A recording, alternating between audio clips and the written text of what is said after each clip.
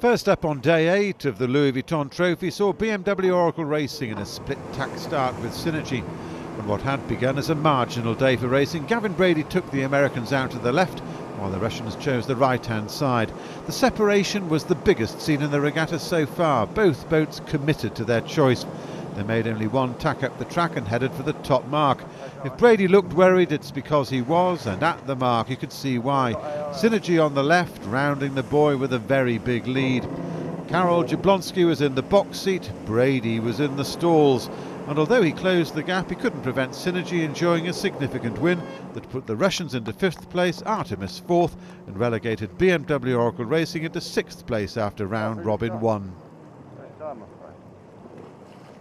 Italy versus France was almost a carbon copy of race 1. Again there was a split tack start, and this time it was TFS Pajon who secured the right, having seen how much the Russians had benefited.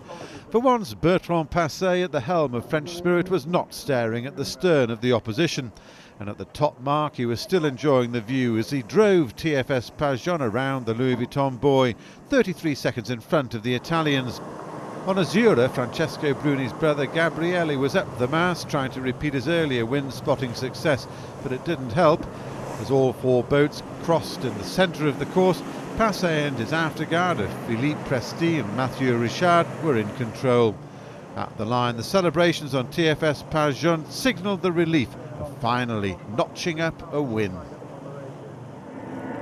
The reversal of Azzurra's round-robin fortunes continued in the match against All for One, who, stationed on the left to leeward, held the Italians in the start box and took the chance to be first up to speed. That advantage allowed Sebastian Coll at the helm of All for One to control the first beat, repelling Azzurra's tacking dual attack all the way to round Mark 1 at pace and well in front of the trailing Italians.